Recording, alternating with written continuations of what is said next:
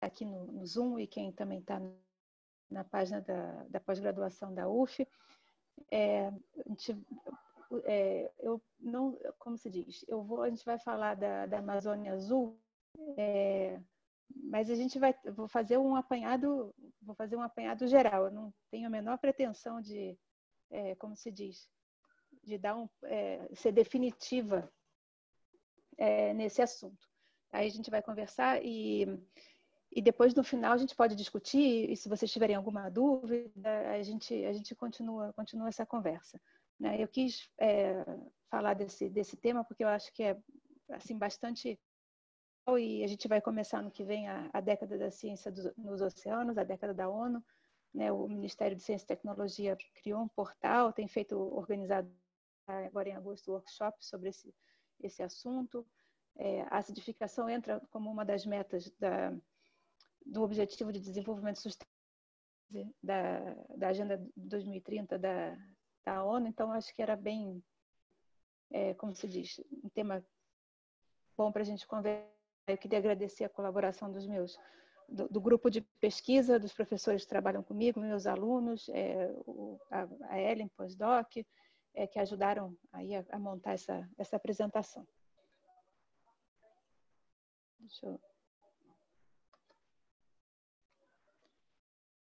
O que a gente vai ver hoje assim, eu vou me apresentar para quem não me conhece, né? A gente vai contar uma historinha para vocês de o oceano e o de carbono. A gente vai ver o que é exatamente essa Amazônia Azul, que esse nome agora está aparecendo aos poucos. Falar um pouco das dinâmicas regionais, porque isso a gente do Brasil inteiro, então vou mostrar alguns aspectos. Né? O que a gente sabe de acidificação por aqui, né? E eu queria mostrar uns planos meus que estão em curso, mas eu acho que com certeza talvez até vocês aí tenham mais ideias e mais coisas para depois a gente dividir sobre o que a gente pode fazer para saber mais sobre os fluxos de CO2. Então, vamos lá.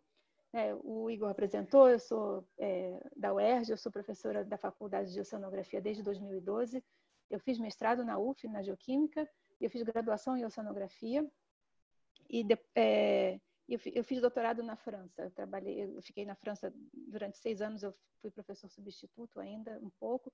Eu colidero o grupo de pesquisa em acidificação dos oceanos, a rede BROA, e oceanos da rede Clima também. E nesse momento, quer dizer, de 2018 até agora, até 2022, eu estou envolvida na redação do capítulo sobre carbono e ciclos e outros ciclos biogeoquímicos do 6º relatório sobre mudanças climáticas do IPCC. Tem umas fotos aí minhas de trabalho, eu gosto de estar o máximo possível, seja trabalho ou seja no lazer com a minha filha. Essa aqui foi a minha grande última aglomeração, aqui embaixo, nossa última reunião presencial no ano passado. Vamos juntar 300 pessoas, mais ou menos, para o grupo de pesquisa sobre a parte física, né, que explica as mudanças climáticas. E aí, vamos começar agora a falar de oceano e CO2, né? E aí, como eu falei, a gente vai entrar aí, eu resolvi fazer esse túnel do tempo. Eu acho que talvez possa ser porque a gente vai falar de físico-química, mas a gente precisa, pelo menos, dar essa lembradinha, assim, de alguns princípios básicos para a gente entender essa história toda de CO2 e oceano. Tá? E aí a gente começa, quer dizer, a historinha aqui que a gente hoje. Em 1801, o John Dalton, ele publicou um estudo onde ele explicava o que é a pressão parcial de um gás. Né? Então, no trabalho, ele provou, né, que a pressão que uma mistura gasosa exerce é a soma das pressões parciais dos gases que compõem essa mistura. Esse exemplo que eu coloquei na tela para vocês é a composição básica, sem contar os gases de traço da atmosfera, o CO2 está incluído aí. E a pressão parcial nada mais é do que a pressão que esse gás exerceria se ele estivesse sozinho no mesmo volume e na mesma temperatura. Tá?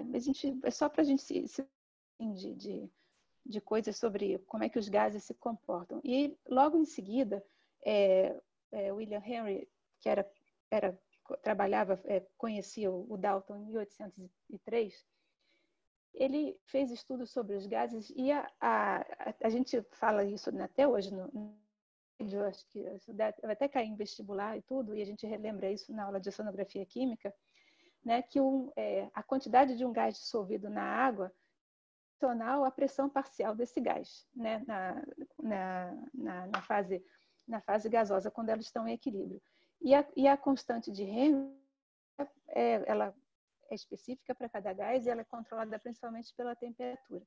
E aí, no caso da água do mar, a salinidade também tem um papel, não, como se diz, que a gente não pode negligenciar.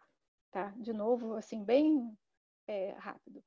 E aí a gente já avança um pouco do século XIX, e aí o Arrhenius, que era um pesquisador sueco, ele era químico, ele foi prêmio Nobel, se eu não me engano. Ele publicou em 1896 um artigo onde ele estimava que se a gente dobrasse, né, ele às vezes é considerado como quase o pai da ciência climática, vamos dizer assim, porque nesse artigo que ele publicou, ele estimou que se a gente dobrasse a concentração de CO2 na atmosfera, a gente ia aumentar o efeito estufa natural que a Terra tem, tá? Isso o efeito estufa é uma propriedade da nossa atmosfera, e ainda bem que a gente tem, para poder ter água líquida e condições de vida tais como a gente conhece hoje em dia, né? E que se a gente dobrasse a concentração de CO2 na atmosfera, aqui ele calculou para faixa de latitude por faixa de latitude do hemisfério norte até o hemisfério sul, em média que a temperatura ia aumentar. A estimativa dele é que se a gente dobrasse 2 vezes aqui, olha, a concentração de CO2, a gente ia ter um aumento médio de temperatura de 5 a 6 graus centígrados, né? Então, ele não ficou muito distante do que a gente observa hoje. Um pouco exagerado, mas a gente tem que lembrar que em 1896 ele não tinha Python, ele não tinha computador, né? Esses cálculos foram feitos todos à mão e eles são... esse trabalho até hoje ele é citado, ele é realmente impressionante. O que eu acho que ele não esperava é que a concentração de CO2, bom, a gente não dobrou ainda, mas a gente aumentou, a concentração aumentou muito rapidamente. A gente pula aí uns 60 anos, mais ou menos, e para falar de outro artigo que é também assim chave, né, quando a gente fala de CO2 e oceanos, que foi publicado em 57 pelo Revelli e Zeus, né? E eles dois eram pesquisadores da Universidade da Califórnia, no Instituto Scripps, na verdade, em San Diego, na Califórnia. E nesse artigo eles mostraram os mecanismos físico-químicos, né, de absorção do CO2 atmosférico pelo oceano, mostraram isso usando isótopos do carbono, tá? Mostraram como que o efeito tampão do sistema carbonato marinho, de certa forma, impede que um montão de CO2 da atmosfera se dissolva imediatamente na superfície do oceano. E eles mostraram também o papel da circulação de revolvimento, circulação que dá a volta no oceano inteiro, se a gente pensar no planeta como um todo. Como é que qual é o papel dessa grande circulação na distribuição do CO2 de origem antropogênica que da atmosfera passa para os oceanos? E aí, para o ano seguinte, para falar, o último ponto assim de túnel do tempo que eu queria falar. O Charles Keeling, em 58, ele era aluno do Roger Revelli, também do Instituto Scripps de Oceanografia na Califórnia. Ele iniciou no Observatório de Mauna Loa, no Havaí. 1958 foi ano geofísico internacional, então foram várias atividades de medidas de empresas e processos do planeta Terra que não eram bem conhecidos ainda. Ele começou essa série temporal no observatório, que fica mais de 3.000 metros de altura, no alto de um vulcão, no Havaí. E começou, aqui em 58, a medir a concentração de CO2. E o que a gente tem aqui, quando a gente chega no final da última medida foi feita aqui em dia 2 de julho, que aparece aqui nesse gráfico, né, a gente está em 415 ppm de CO2 na atmosfera. tá? Então, esse é o histórico. Não existe só o Observatório de Mauna Loa, esse é o mais conhecido porque é o mais antigo. Tá? Mas a gente tem agora a observação de CO2 na atmosfera em muitos pontos diferentes do planeta. Na Antártica, aqui o Brasil participa desse programa de medidas também, tem uma estação, se eu não me engano, no Nordeste, e, enfim, né? Não é a curva mais antiga, né? É o registro mais antigo. E o que é isso aí agora com os oceanos? O que a gente vê? Se aumenta, a gente viu. Parcial do gás na atmosfera, e essa atmosfera está em contato com os oceanos. A gente tem que lembrar que os oceanos cobrem 70% do planeta, né? Então, olha a quantidade, a área, a superfície que está em contato com essa atmosfera, com mais CO2 o tempo todo. Quando a fase gasosa e a fase líquida, quando elas entram em equilíbrio, né? Então a gente vai sempre de onde tem mais para onde tem menos. Será que esse excesso de CO2 na atmosfera, que a gente está vendo algum reflexo nos oceanos? E aí, sim, a resposta é sim. Por quê? A gente tem aqui, de novo, essa cópia, né, da curva de Keeling, né, com a medida que foi a última que foi divulgada. A gente sabe que os oceanos já absorveram mais ou menos 30%, tá, de todo o CO2 que foi pela atividade humana. Queima de combustível fóssil, fabricação de cimento, atividades agrícolas, isso tudo emite CO2 no começo da Revolução Industrial, então final do século XVIII, né? E que esse excesso de CO2 ele altera o sistema carbonato marinho e alterou de uma maneira que foi a mais rápida de todas, né? Desde as últimas dezenas de milhões de anos. E aqui do lado direito da tela, a gente tem séries temporais de pH na superfície do oceano em diferentes localidades no oceano, no Atlântico Norte, no Pacífico Norte, no Pacífico Sul, no Oceano Índico,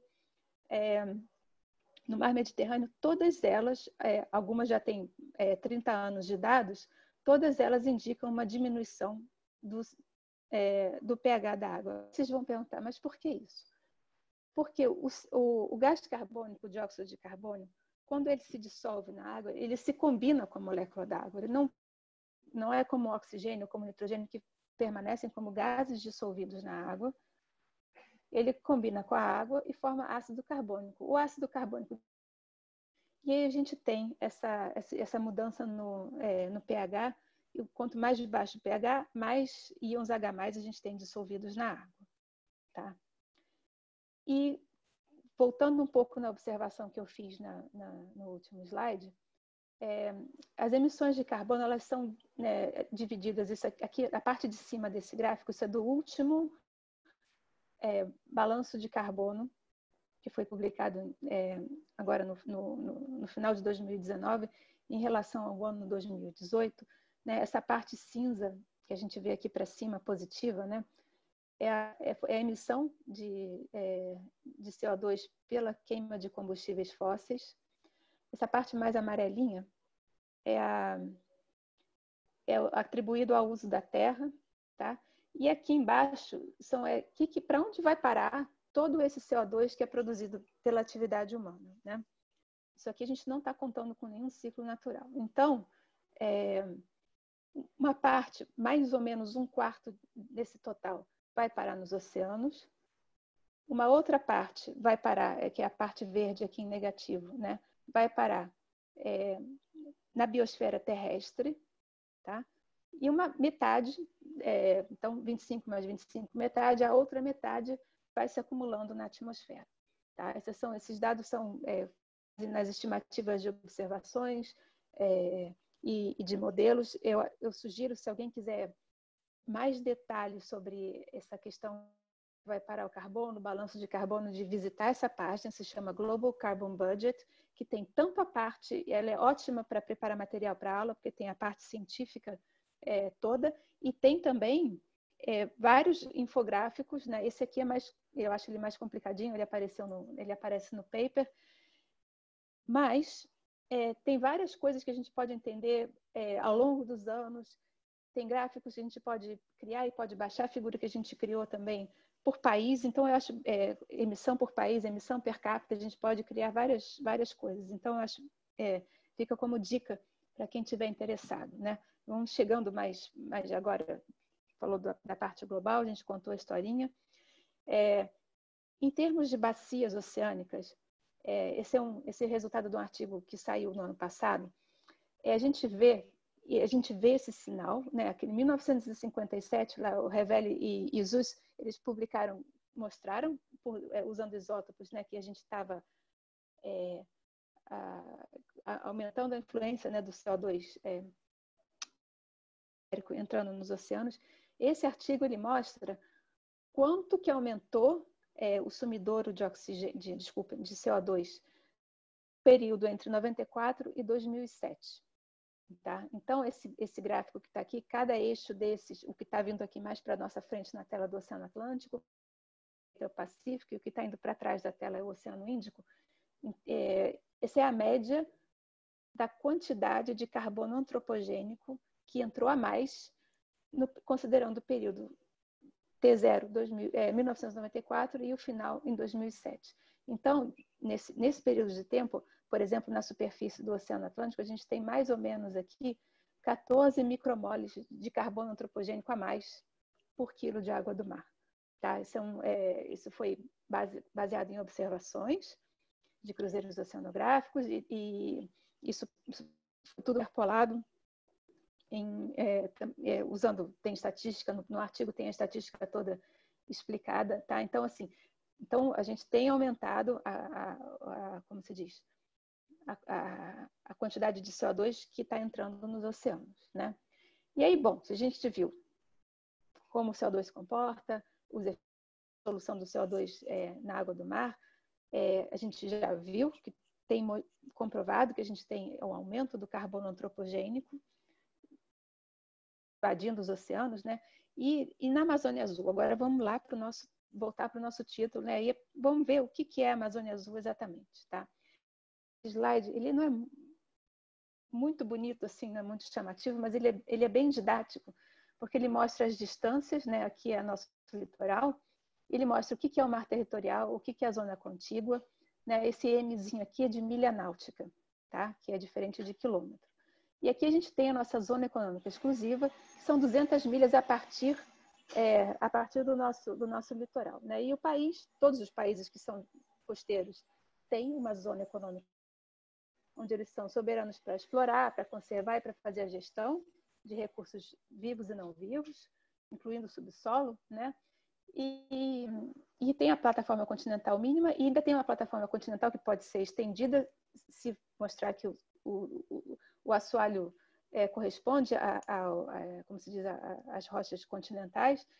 E isso também, o país pode pedir, solicitar soberania também para fins de exploração e aproveitamento de recursos naturais. Tá? E uma milha dá mais ou menos 1,8 quilômetros. Isso aqui é o mapa do IBGE, da Marinha, junto com o IBGE, que mostraram a Zona Econômica Exclusiva Brasileira, que é essa parte mais azulzinha aqui, essas bolinhas, aqui é os rochedos de São Pedro e São Paulo, Fernando de Noronha e Atol das Rocas. Aqui são as ilhas de Trindade e Martins Vaz. Essa parte toda aqui é a linha. Se eu sair da costa e navegar 200 milhas em direção ao mar aberto, eu tenho esse formato aqui. Essa parte azul mais escura aqui é a parte que o Brasil mostrou que ainda é plataforma continental. Então, ele pediu também poder ter a soberania. Isso, eu não sei se ainda já foi definitivo, mas no ano passado teve um parecer favorável, a gente pede para a ONU, né? O Brasil pediu para a ONU, primeiro parecer que foi favorável ao Brasil, né? E aí, se a gente somar essas duas áreas, o azul mais clarinho com esse azul turquesa, dá mais ou menos 5,7 milhões de quilômetros quadrados de área oceânica, né? Ao longo da costa brasileira toda. Isso daí é mais ou menos a metade, né, em termos de ordem de grandeza, do território nacional. Então, se a gente for pensar, né, o Brasil é 50% mar. A gente pode pensar assim, né? Mas acho que muita gente não se dá, a gente não se dá conta disso ainda, mesmo para quem mora aqui em Niterói, no Rio, né? Eu acho que mesmo quem mora em cidades litorâneas não se dá conta da importância da gente ter, do oceano na nossa vida do dia a dia, né? Então vamos continuar. Eu peço desculpas, não ficou muito bom. Isso é do Atlas das áreas marítimas e costeiras que o IBGE publicou. O link está ali em cima para depois quem quiser consultar. Pode baixar o Atlas em PDF todo, se alguém quiser ter em casa o documento em PDF, né? E aí, no mapa, a gente tem como se diz? Desculpem, no Atlas, a gente tem um mapa com os biomas brasileiros, Cerrado, o semiárido, Mata Atlântica, Floresta Amazônica, e etc. E aí, essa parte azulzinha aqui mostra, né, que ele chama genérico o bioma marinho. E a gente sabe que a gente não pode generalizar. Se a gente for só de pensar que no Rio de Janeiro a gente tem manguezal, né, a gente tem áreas extensas de costão rochoso, a gente tem toda a zona costeira com as lagoas costeiras ali do norte do Fluminense, começando ali em Piratininga até Araruama e mais além ainda, lá para cima para Campos. Então, assim, a gente tem um litoral muito variado, com feições muito variadas, né? E clima muito, porque o litoral brasileiro vai de mais ou menos 4 graus norte até 34 graus sul. Então, a gente vai na zona equatorial, a gente tem a zona tropical, a gente a zona subtropical, né? Pensando aqui o litoral de São Paulo em direção ao sul. Então, eu quis colocar para vocês que eu achei meio complicado a gente generalizar, tá? E nessas dinâmicas regionais, eu acabei para vocês que é tudo muito variado, eu separei alguns exemplos de artigos que foram publicados de o que a gente sabe dos fluxos de CO2 na região da Amazônia Azul. Então, dentro dessa zona econômica exclusiva do Brasil, o que a gente já sabe, né, sobre os fluxos de CO2. E aí, a questão, né, a pergunta que eu acho que todo mundo queria responder, era o que eu gostaria de responder também, como é que funciona a Amazônia Azul, né? Essa área toda, a área azul clarinho quanto a área azul mais escuro, né? Se eu fizer o balanço, né, dessa região toda, vamos olhar um sumidouro de CO2. Tem alguma sazonalidade? Inverno diferente do verão? Como é que funciona a área bem costeira, né? Se a gente for parte de mar territorial, aquelas primeiras 12 milhas, será que isso é muito diferente da parte de oceano aberto, né? Que está mais ao largo, mais lá para fora, aqui perto da borda da plataforma continental? Como é que isso funciona, né? Exatamente. E aí, a gente não tem uma resposta, né, para isso. A gente sabe que é muito variado, porque a gente atravessa faixas climáticas diferentes, né, com substratos diferentes, com tipos de plataforma diferentes, mais estreita.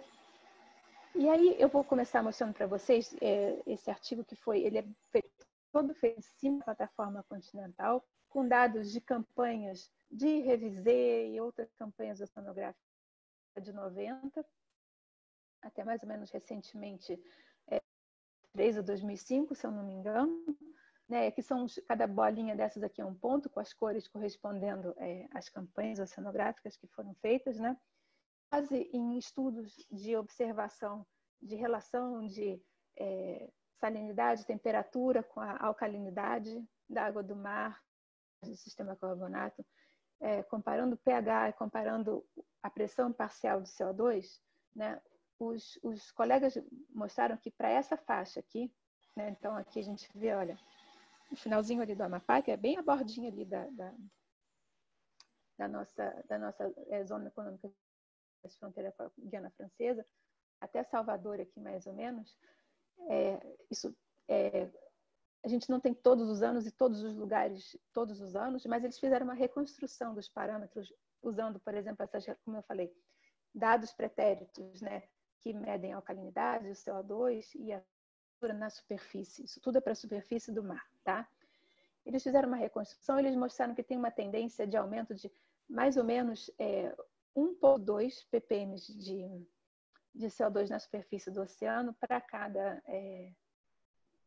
cada por ano, desculpem, no período, entre 83 até 2010, né? E uma taxa de aumento do CO2 atmosférico que é de 1,7 para essa região aqui também. É tudo com base em dados que foram coletados. E uma coisa que eles observaram, porque eles reconstruíram desse sistema carbonato, é que a gente tem, normalmente, nessas regiões aqui onde a gente tem saídas de rios muito grandes, que transportam muita matéria, no caso do Rio Amazonas, são matéria orgânica de origem natural, que drena, né, toda a região amazônica brasileira, né, que com essa tendência de aumentar a pressão parcial na atmosfera, a gente pode começar a diminuir as trocas entre o oceano e a atmosfera. Tá? Então, isso assim, peguei desse artigo e para mostrar para vocês como isso pode ser variado. E ainda que, se a gente for olhar dentro dessa região aqui, a gente tem diferenças só para essa parte aqui da Amazônia Azul brasileira, de um colega que fez doutorado aí com você, na UF também, do Luiz Kotovitz, foi publicado recentemente, que ele mostra como é que funcionam as trocas de CO2 oceano-atmosfera e também lá no Nordeste, né, ao largo de Fortaleza, né, na margem, na plataforma continental equatorial, onde a gente tem recifes de corais. Tá? Então, nesse estudo, aqui que é uma coisa similar à pressão parcial do CO2, como o CO2 não se comporta como um gás ideal, a gente costuma reportar os dados em termos de fugacidade, que é quase a mesma coisa que a pressão parcial, em termos numéricos. Tá? Isso aqui é a área de estudo que ele fez, isso aqui são dados de um outro estudo de 2017, um grupo da Universidade Federal do Ceará também, né? onde a gente vê que a pressão parcial de CO2 em cima da área onde tem, ela como se diz, ela é mais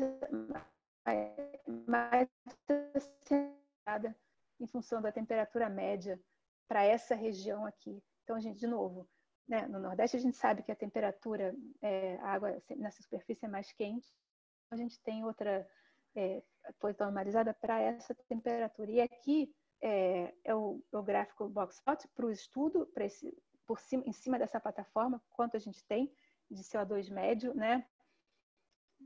Levando em consideração a temperatura na superfície do mar local. É como se eu tivesse um irmão desse gráfico aqui de cima, do gráfico A. E aqui, a gente vê que em áreas onde a gente não tem a variação é menor e os valores são menores também, significativamente. E aqui é o mesmo tipo do gráfico, mas aqui foi normalizado para a temperatura média de 27 graus, que é o que foi observado. Então, a gente vê que, às vezes, num espaço pequeno aqui, a gente tem diferenças grandes aqui de comportamento da pressão parcial do CO2, né? E aí a pergunta se a gente quiser fazer um balanço do CO2 na atmosfera para aquela extensão toda, né, que a gente viu, está aqui de novo o nosso mapinha, né? A gente tem na UERJ, junto da Rede Clima, né, na Subrede Oceanos, um projeto de fazer uma estimativa, né, de entrada e saída de CO2, levando em consideração essa grande área aqui, né? Então, vai ser o que a margem continental brasileira, o que ela faz? Ela é potencial fonte ou sumidouro, ou ela é muito variada e a gente tem que levar em consideração de compartimentos diferentes, área mais costeira, ou regionalizar por norte, nordeste, áreas sob influência de grandes rios? O que a gente tem que fazer, né? E aí, seu slide são da nossa pós-doc, da Rede Clima, da Ellen, e ela começou a usar os dados disponíveis, porque assim, ninguém mediu tudo em todos os lugares, né? Mas tem se usado muito navios de oportunidade, navios geralmente são navios mercantes, que passam com um equipamento autônomo que mede CO2 E, ao longo da trajetória dos navios, eles vão medindo o CO2. Geralmente, isso aqui são grandes linhas de cargueiro, né, que vem da Europa, que vem da América do Norte. Né? E aqui a gente isolou, nesse mapa aqui, vocês estão vendo que essas linhas estão meio cortadas aqui, dessa base de dados que chama SOCAT, que é Surface Ocean CO2 Atlas. Tá? O link está aqui, para quem quiser olhar depois. Tá? São todos os dados de medida de CO2 na superfície do oceano. CO2, temperatura, salinidade, pressão atmosférica, tem vários parâmetros que estão disponíveis nessa base de dados, que em cima da Amazônia Azul brasileira. A questão aqui, a gente não tem todos os anos, todos os lugares e ao mesmo tempo. A gente vê que aqui para a parte norte, a gente tem quase um buraco, né, de dados largo do Nordeste brasileiro, como é uma região de passagem de embarcação, a gente tem bastante resultado. A zona mais costeira, aqui a gente não consegue ver direito, a gente tem pouco dado, tá? A maioria está mesmo aqui ao largo da quebra da plataforma e no talude, né? Mas assim, falei, vamos ver, porque os dados estão aí, né? A versão 2019 do SOCAT tem, se a gente for bolinha por bolinha desse gráfico aqui, tem mais de 98 mil pontos, tá? Distribuídos entre 1991 e o ano de 2018. Então, de novo, de 4 graus norte até 34 graus sul, e a gente tudo que era distante até mais ou menos 400 quilômetros da costa. Tá? E a gente vai aplicar, para a gente tentar entender regionalmente, né, ou as províncias biogeográficas marinhas, que foram propostas por Longhurst em 98, ou essa mais moderna aqui de Spalding em 2007, né, que divide esses grandes aqui no mapa, são mais ou menos a área que o Spalding propôs para a nossa região. Tá? Esse trabalho ainda está na fase preliminar, né? A Ellen começou a trabalhar com a gente esse ano, em janeiro, e com os dados, o que a gente já viu, de novo, os 98 mil pontos, né? A gente tem uma variação grande e latitudinal aqui da temperatura na superfície, isso a gente pode ver, tá? Então aqui as cores mais frias são temperaturas de 20 graus, e a gente vê a média aqui por volta de 28, como o próprio artigo do Luiz Kotovits mostrou lá para cima. Né? Isso aqui é a salinidade, então o gradiente de salinidade não é forte, mas a gente vê áreas sob influência da pluma do Rio Amazonas, ou aqui a parte mais costeira, que pode ter influência da água que sai aqui do estado do Rio da Prata, que às vezes ela sobe espremida aqui entre a corrente do Brasil desce e a prata pode ficar meio espremida aqui na costa brasileira sul. Então, a gente tem diferenças aí de temperatura, de salinidade e também de fugacidade na superfície do mar. Tá? Então, esses aqui são esses dados que vão aí de da década de 90 até agora.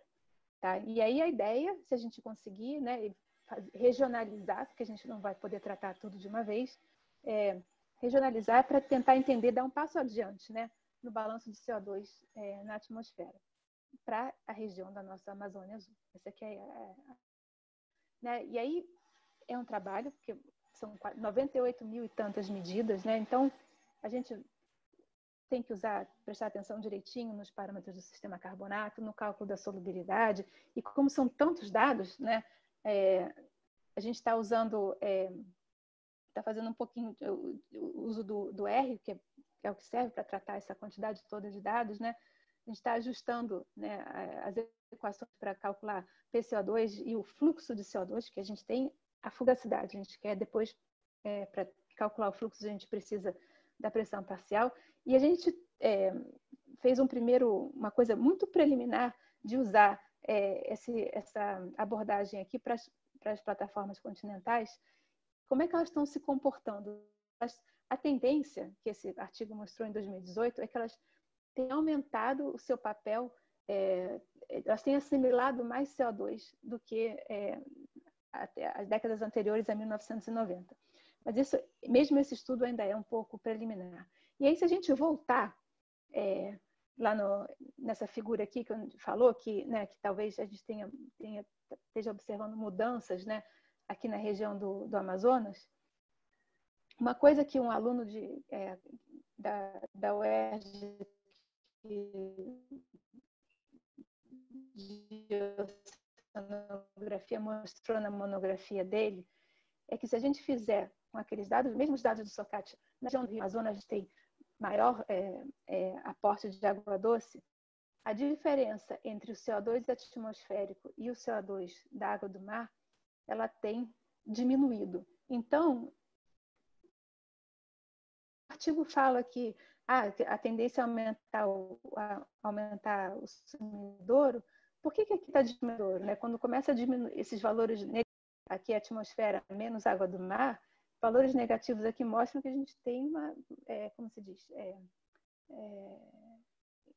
o oceano está funcionando como uma fonte de CO2 para a atmosfera. Será que a gente está indo aqui para uma tendência de trocando sinais aqui nas regiões? E é isso tudo ainda ele fez essa primeira abordagem, né, de entender como é que estava funcionando a diferença entre o oceano e a atmosfera sem calcular fluxo, né? E o resultado da monografia dele, eu gosto muito do trabalho que ele fez. Como eu falei, é um trabalho de monografia, de conclusão de graduação. Interessante porque ele captou que nesse trabalho, que é o que foi citado, né, de 2018, né, que falou das margens continentais, né, ele falou, o trabalho assumiu como uma coisa global, mas ele olhou, Letícia, não tem nada aqui no Atlântico, ainda mais. Eu falei, não tem. E aí ele olhou a bibliografia, consultou, em parte, o trabalho do Araújo, da Federal de Pernambuco, que eu mostrei para vocês agora há pouco, e a base de dados SOCAT, e aí ele botou umas bolinhas aqui, mostrando que justamente a diferença, isso aqui é a variação por ano, da diferença do PCO2, atmosfera menos oceano, ela vem diminuindo. E não deu outra, a gente tem uma diminuição aqui na região da plataforma continental. Então, ele disse, eu botei bolinhas aqui onde não tinha. Né? Isso aqui é uma outra, aqui é a área sob influência da região da corrente norte equatorial e da contracorrente, mas isso aqui fica para uma outra vez, a gente vai explicar. Né? Mas, assim, aos pouquinhos, ninguém pode fazer tudo ao mesmo tempo, mas eu gostei muito dessa contribuição do trabalho dele de monografia. Né? E aí, estou falando aqui de área de plataforma, lá para fora, mas a gente tem que lembrar que a gente tem uma zona costeira também. E aí eu peguei o exemplo, assim, não sei se eu fui radical, o Luiz Kotovitz mesmo, no seu doutorado, já tinha trabalhado na Baía de Guanabara, mas a Baía de Guanabara, ela é a segunda maior baía do Brasil e ela é também, né? A gente tem mais ou menos 11 milhões de pessoas morando no entorno da Baía de Guanabara toda, né? E aí a gente fez um estudo, está dentro do Programa Ecológico de Longa Duração da Baía de Guanabara, né? E trabalhou com colegas da UF, aí, Humberto também, da UERJ, da UFRJ. Né? A gente mostrou uma estação de ponto fixo, fazendo 2 ciclos de maré seguidos em 25 horas, né? Como é que ela muda, de repente, de supersaturação em CO2, então fonte de CO2 para a atmosfera, a subsaturação, sumidouro, e aí entra uma outra variável que eu não falei até agora, que é justamente a variável biológica, são os processos biológicos, fotossíntese e respiração. E aí esses resultados são para o inverno, tá? Em 2018, nessa estação de ponto fixo. E aí eu queria que vocês olhassem aqui, o eixo da direita é a pressão parcial de CO2. Está vendo que ele vai de 200 até 1000, né? E que num ciclo de maré, então daqui até aqui são 25 horas, olha aqui, olha. 5 horas que a gente fez para acomodar os inícios e finais de todas as campanhas de amostragem. A gente passa aqui de subsaturação, a períodos de supersaturação em período de um dia, né? Então, geralmente, a maré baixa tem sido associada aos picos de CO2 e junto aí tem um fator de iluminação e pluviosidade que esse artigo discute. Então, isso assim, é uma nota, né, para a gente ver como é que isso funciona. Isso é só inverno 2018, tá? Então, é muito variado. Podia ficar falando, se a gente começar a procurar artigos e o que já foi publicado, a gente fica aqui, faz um curso inteiro só de CO2 e separando área costeira de área de plataforma, área sob influência de grandes rios, enfim, tem não acaba. Mas uma coisa que eu queria chamar a atenção, e eu estou quase acabando aqui a minha apresentação, e a acidificação. Você falou que o CO2 acidifica a água do mar, sim. Mas o que acontece? Eu ainda para a Amazônia Azul, uma série temporal robusta como essas aqui, por exemplo, que eu mostrei para vocês lá, num slide mais para o começo, né? São robustas, né? A gente tem aí de diminuição de CO2, a gente ainda não tem para a Amazônia Azul, tá? De pH na superfície da água do mar. O que pode ser reconstruir, e aí isso é trabalho de um outro aluno nosso na UERJ, ele está usando dados para a região aqui no Atlântico Tropical das boias pirata, tá? Que é uma rede de boias de meteoceanografia, aqui no Atlântico Tropical, nesse mapa aqui abaixo, né? É um programa em conjunto Brasil, Estados Unidos e França, tem 22 anos de idade, tá? E algumas a boia, essa que está marcada com um círculo redondinho vermelho aqui no mapa, ela tem ela teve um período, um sensor de CO2 acoplado, e o que o Carlos Musetti está fazendo para o mestrado é tentar reconstruir, ele está testando modelos, né, de regressão, e se vai funcionar, se é robusto, para entender a variação da fugacidade, que a gente depois pode transformar aqui do lado esquerdo, em pressão parcial de CO2, e a tendência de pH, de diminuição do pH na superfície do oceano, com os dados da boia pirata, tá? Usando temperatura, salinidade e dados pretéritos e outros modelos também que foram desenvolvidos para a região do Atlântico. É uma tentativa, né? Mas, assim, para a zona costeira a gente ainda continua. E um outro artigo que foi publicado há 2 anos atrás mostra... Vocês lembram que lá no final, quando eu estava falando ainda de CO2 e oceanos, eu mostrei um grande mapa com o Oceano Atlântico da bacia? Essas águas acidificadas com carbono antropogênico também foram detectadas aqui no Atlântico subtropical. Então, que foi feito em 2014, o grupo da FURG ocupou essas estações oceanográficas aqui, estação oceanográfica, e nesses transectos aqui, quando a gente vem do talude até aqui em cima da plataforma, né, eles acharam que a água central do Atlântico Sul e a água intermediária antártica, todas duas têm sinal significativo de carbono antropogênico e conseguiram que tem uma diminuição do pH de 0,1, mais ou menos, unidades de pH, desde o começo do período industrial, no final do século XVIII. Tá? Então, assim, temos sim águas acidificadas que eventualmente chegam à água central do Atlântico Sul. A gente sabe que a água que aflora quando a gente tem a ressurgência em Cabo Frio e aqui também no Cabo de Santa Marta, de Santa Catarina. Então, assim, temos acidificação na Amazônia Azul, sim. Tá? E, para terminar, eu queria mostrar um projeto que esperamos que, não sei, agora com pandemia, como é que isso vai acontecer, de estabelecer uma rede de medidas autônomas, né, de CO2, desde dentro da foz do Rio Amazonas, né, até o sul do Brasil, usando navios voluntários de observação. Então, você instala um sistema que é autônomo, que você precisa ir lá, calibrar direitinho, é como se eu apertasse o botão e o sistema começa a fazer as medidas de CO2 por onde o navio passar.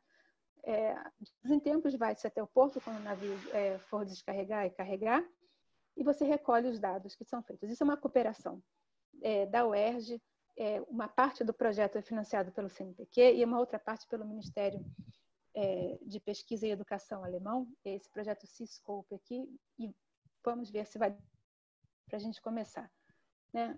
Essa rede de navios voluntários, isso já vem desde a década de 90, mais ou menos. Aqui são alguns exemplos, né, de navios que foram usados, e o grupo do Geomar em Kiel tem bastante experiência em instalar e trabalhar com esse tipo de... Principalmente aqui, nessa linha aqui que sai da Alemanha, que vai para os Estados Unidos e para o Canadá. E aqui no Brasil, é usar um navio de cabotagem. Tá? Então, a gente tem contato com a empresa Aliança, ela usa esses navios, esses grandes carregadores de container aqui, essa linha aqui, que vai de Manaus até Rio Grande, com várias paradas, né? E a ideia é essa, né? Como a gente vai ter medidas na plataforma, né? Isso serve de base, porque isso pode alimentar o SOCAT, isso pode alimentar vários outros modelos globais, né, para o balanço do 2 oceano-atmosfera. Isso é bem útil aqui, em termos de Brasil, né, para criar produtos, para poder propor estratégias de adaptação, de mitigação, face a eventos de acidificação e a gente entender, principalmente zona costeira, a gente só consegue tirar aquele sinal de maré alta, maré baixa, fotossíntese e respiração, se a gente tiver uma série temporal muito longa de dados, né? Então, para a gente entender áreas onde, por exemplo, onde tem cultivo de né, que são suscetíveis de sofrer com acidificação, o que está acontecendo, né? E, além disso, temperatura, salinidade na água do mar também são importantes, né, para previsão do tempo, para alimentar os modelos de previsão do tempo, né, para a parte operacional de meteorologia e de oceanografia. E a gente tem confiança porque assim dá um passo, né, para juntar a iniciativa privada com a universidade, com o instituto de pesquisa, né, numa parceria internacional. Então, a Alemanha, Brasil e a Companhia Aliança de Navegação, isso não começou.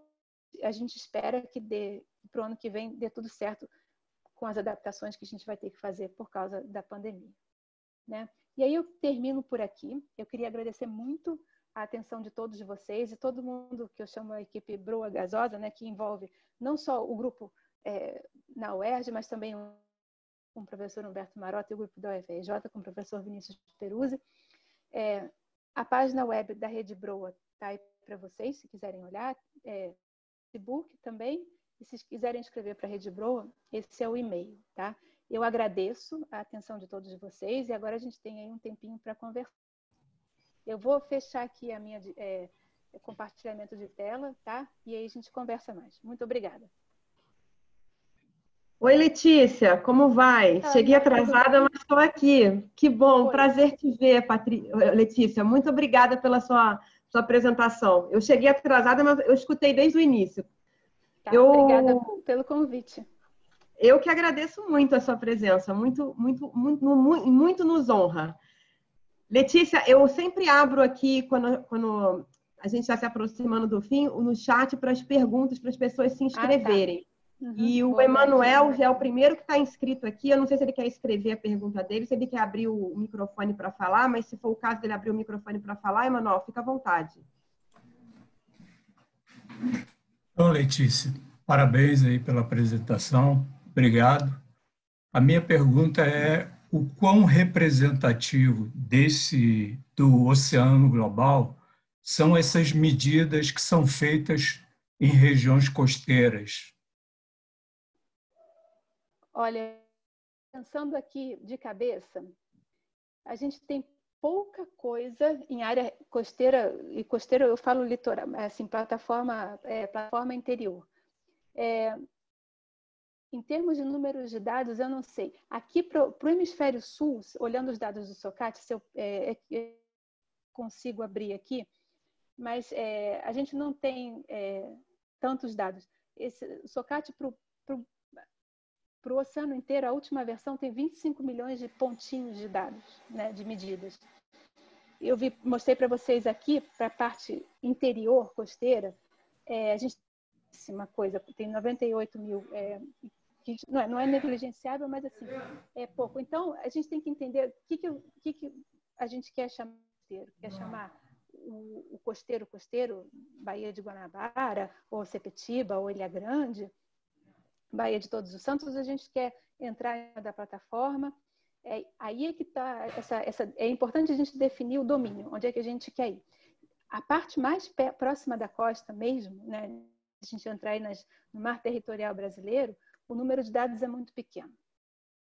Isso, assim, eu não sei quantos, assim, para a região brasileira e extrapolando aí todo, a gente não tem muitos dados. No hemisfério norte tem mais, mas assim, aqui para o sul a gente não tem muito dado. Então,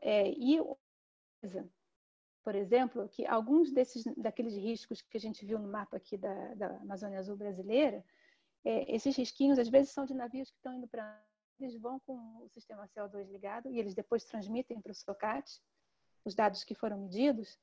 Então, eles só passam no verão, passam no finalzinho da primavera e voltam para a Europa, para os Estados Unidos, no final do verão, abril, maio, no máximo. Então, a gente tem um buraco para sul e para a zona costeira sul, principalmente, tem um buraco de dados grande, e isso a gente já viu fazendo essa estatística toda, né, que a gente está trabalhando, tem um buraco de dados muito grande para inverno, por exemplo, né?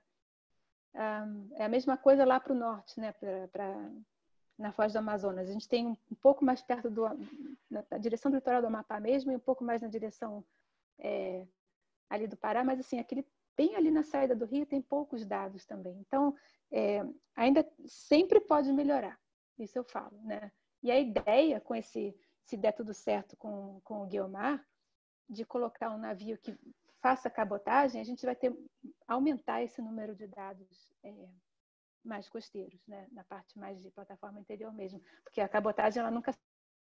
Porque toda hora tem que parar num porto diferente. Não sei se eu respondi a tua pergunta. Obrigado. Nada.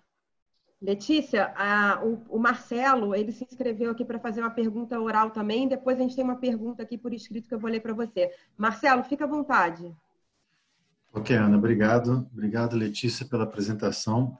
Muito boa, parabéns. Muito bom ver todo o seu trabalho, toda a sua equipe evoluindo nessa escala quase global, né? Bem pertinente a pergunta do Emanuel também, e realmente a gente vê que é um desafio essa resolução, né? Quanto a gente consegue de resolução.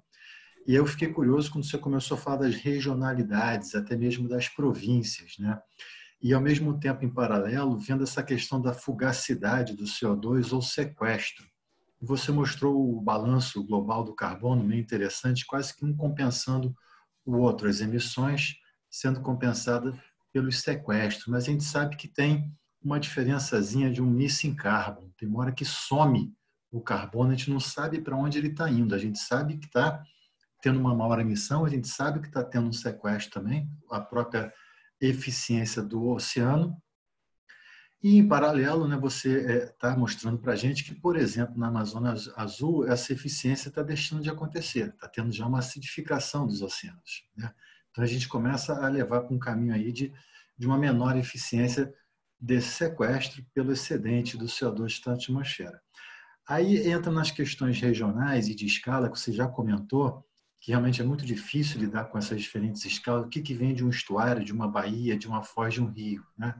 Mas a gente já percebe afloramentos de algas de extensões de centenas de dezenas de quilômetros, né, na zona costeira, né, que é um efeito de uma eutrofização, de um aumento de matéria orgânica continental, que pode ser das cidades efluentes, mas também pode ser da foz do Amazonas, por exemplo, por processos erosivos, né, até mesmo desmatamento, né?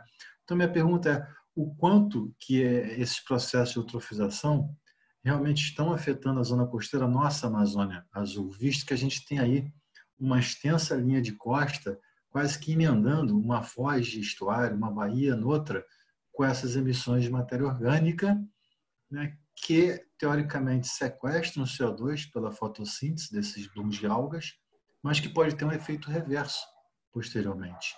Então, esses balanços estão sendo alterados e as medidas podem ficar um pouco dúbias, né? Não digo nem duvidosas, depende da sazonalidade, né?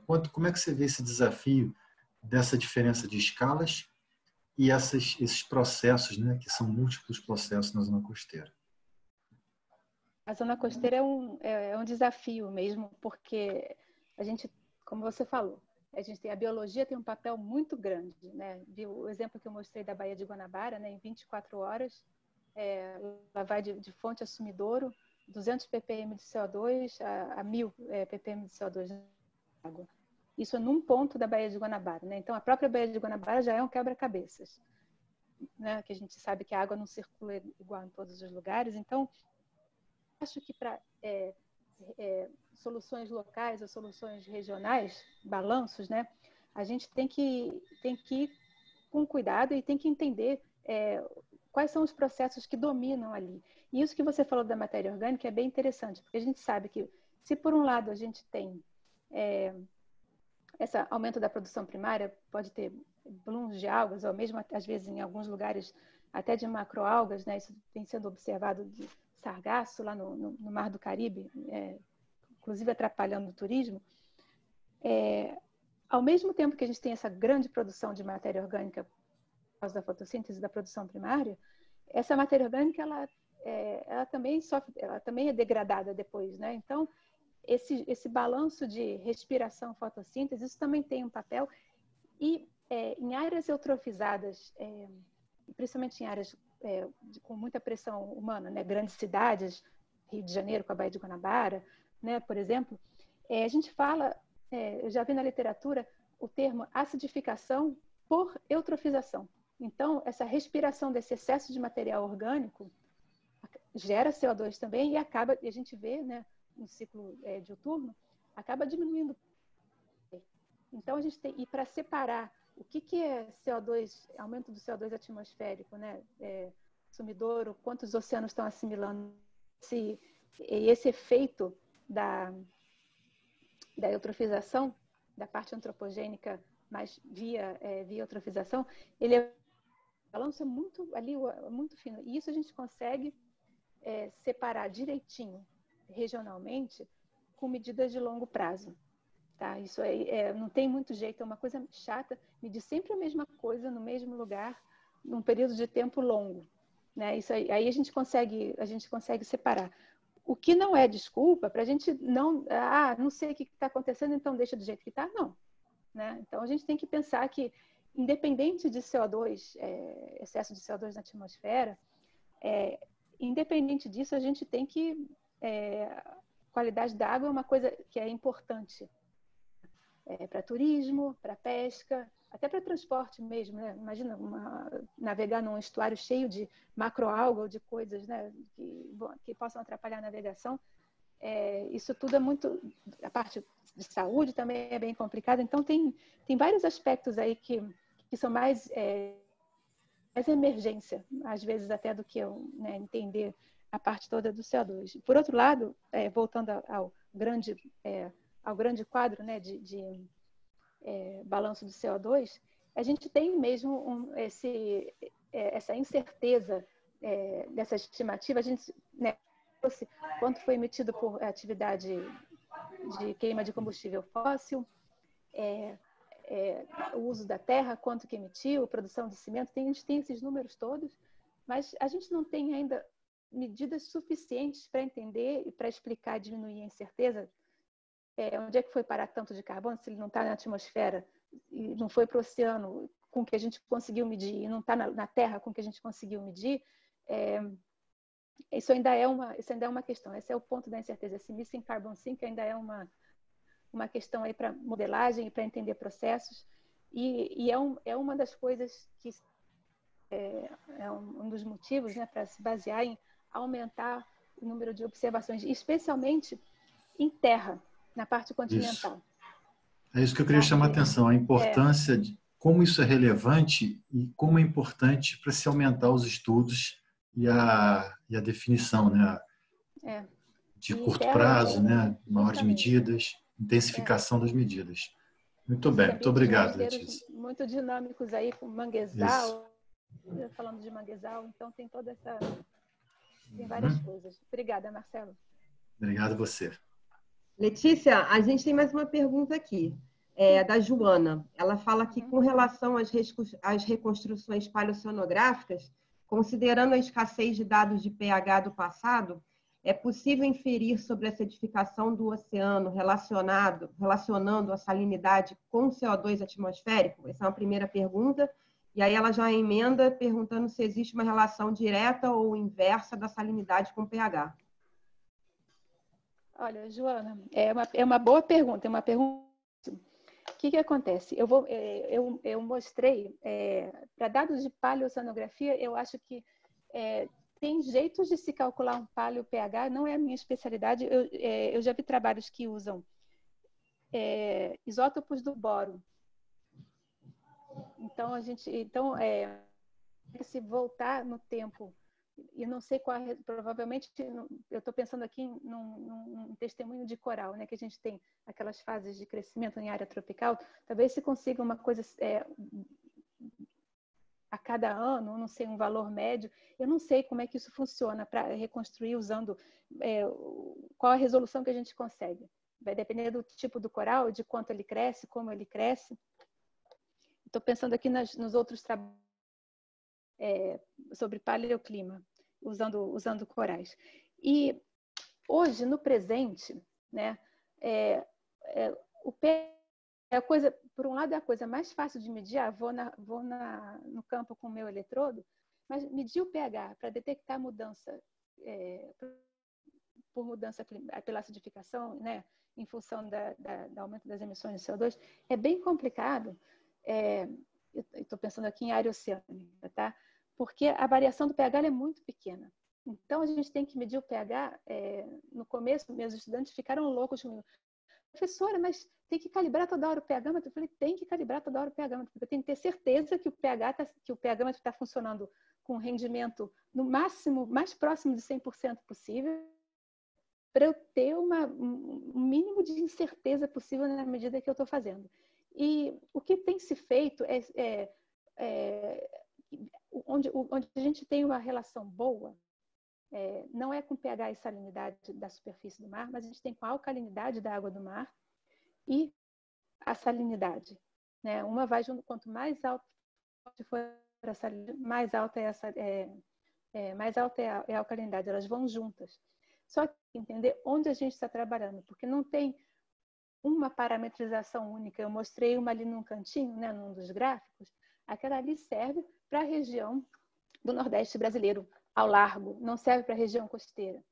Tá? Então, a gente tem que entender como funciona a região que a gente está estudando e ver, é no Atlântico Sul.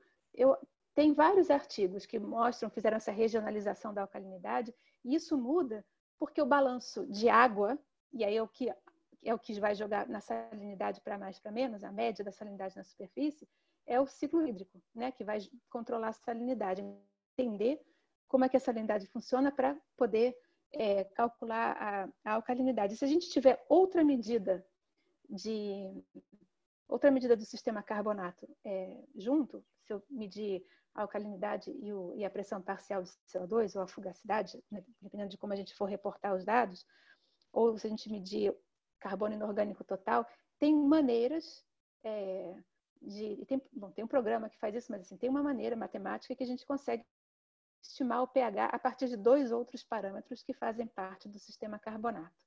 Então, vai depender muito, assim, tem que ter uma ideia de como funciona a região que você está estudando, para ver como é que se tem variação sazonal grande de salinidade, para voltar no tempo, né? Eu estou pensando. E para voltar no tempo, num sentido assim de paleoclima, eu não sei se essas relações que a gente usa agora para reconstruir 20 anos, 30 anos, não sei se isso seria aplicável. E eu também, agora, assim, eu queria saber se eu respondi a tua pergunta, se era por aí ou você tinha em mente aí outra coisa. Obrigada. Não sei se a Joana está aí para abrir o microfone. Tem um nome Joana aqui. Deixa eu ver se... era isso mesmo. Tá, eu abri o chat aqui agora. Isso. Que bom. Era isso mesmo, ok. Tem uma pergunta enorme aqui, mas vamos lá. É outro que tem mais ou menos conexão com o mundo paleo. É do João Balalai, que é um aluno de doutorado do nosso programa. E ele tem uma dúvida aqui quanto ao balanço de CO2 em regiões de ressurgência, né? Então, nessas regiões de ressurgência, é esperado o ressurgimento da ACAS, que favorece o escape de CO2 das camadas mais profundas do oceano para a atmosfera. Mas, por outro lado, o próprio afloramento da ACAS traz nutrientes e aumenta a produtividade e que pode captar CO2, né?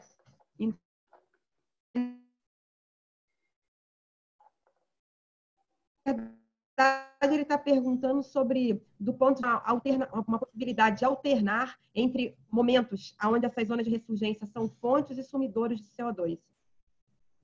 Tá, a pergunta, a resposta para a sua pergunta está bem nessa última frase, né? Se a gente alterna momentos de sumidouro e de fonte de CO2. É uma ressurgência que não é uma ressurgência tão forte e constante, por exemplo, como é no caso da Namíbia, ou lá nas Canárias, aqui no Atlântico, ou mesmo a ressurgência que a gente tem no sistema da corrente de Humboldt, né, no Peru e no Chile, na Califórnia. O que acontece? Aqui em Cabo Frio, especialmente, isso era uma sugestão de uma coisa que seria interessante seguir, porque num primeiro momento, né, quando as condições para a ressurgência se estabelecem, né, de vento e, enfim, a ACAS ela tem mesmo muito mais CO2 do que a água que está na superfície, né, a água tropical que passa na superfície. Então, a tendência é essa mesmo, né, de degassing, né, de emitir CO2 para a atmosfera. E aí você explicou bem. Só que ela está mais tempo longe do contato com a superfície, então ela tem mais nutrientes. E quando a gente, na hora que a gente, só que as coisas ao mesmo tempo, né? Então tem um tempinho, como se diz, tem uma alternância de fase, onde até dar o clique, né? E de, oba, tem nutriente, vamos fazer produção primária, né? Para os produtores primários do plâncton, né? Que estão ali na região. Até isso acontecer, isso tem, como se diz, demora um pouquinho, né? Demora. Aí eu não entendo, eu não sei como tempo, e depende de quanto tempo como se diz, essa ACAS vai sendo bombeada para a superfície. Depende de vários fatores. E se a produção primária, esses novos nutrientes foram suficientes para, como se diz, acabar com a limitação por nitrogênio, fósforo, todo mundo, sílica, etc., e a produção primária for tão importante a ponto de reverter a diferença de pressão parcial, e aí aquela região ali funcionar como um sumidor de CO2, é absolutamente possível. Nessas grandes ressurgências que eu falei para você, em Benguela, Namíbia e no sistema da corrente das Canárias, por exemplo, esse bombeamento de água de ressurgência ele é tão constante o tempo todo que a gente tem a produção primária, mas ao mesmo tempo o que a literatura mostra é que mesmo com a produção primária elevada não é o suficiente para compensar essa água mais rica em CO2. Então o sistema tem produção primária alta, mas ele fica quase o tempo todo funcionando como uma fonte mais fraca de CO2 para a atmosfera. Tinha que estudar, tinha que fazer uma coisa assim. Sabemos que vai ter ressurgência, ou não sei, tinha que pensar em uma estratégia para capturar esse momento de antes da ressurgência, começou, durante, teve bloom, não teve bloom, sei lá. E depois, o que acontece depois? Né? A gente sabe que ali em Cabo Frio tem uma época onde tem mais, mas não é o tempo todo funcionando, enfim, como um ambiente como como se diz, como Benguela. Mesmo vale para aquele cabo de Santa Marta que eu mostrei para vocês ali em Santa Catarina, funciona mais ou menos que nem Cabo Frio também. Não sei se eu respondi a sua pergunta.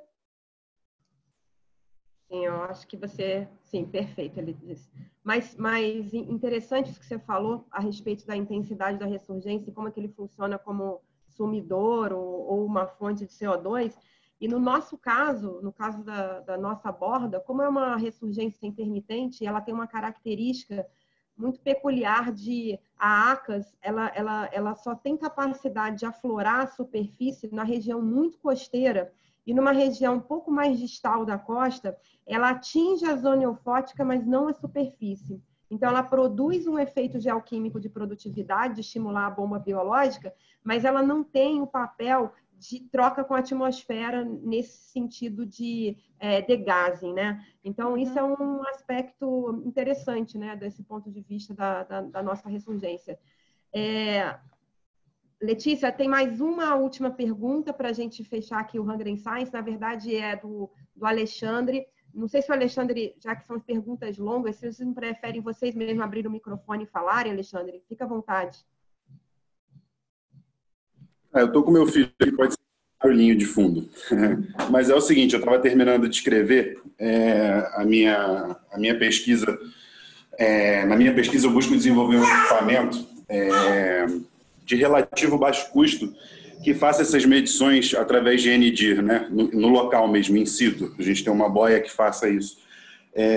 Eu gostaria de saber se existe alguma demanda por isso, tem alguém assim efetivamente discutindo isso dentro do seu escopo, alguém da sua equipe que esteja procurando soluções dessas mensurações, né? Porque tem esses problemas que eu citei em cima. Muitas das vezes as estimativas são indiretas através da alcalinidade total e a gente tem as questões assim, a gente tem ecossistemas muito diversos, a gente tem ácidos orgânicos que podem gerar uma superestimação aí dessa CO2 na sua amostra.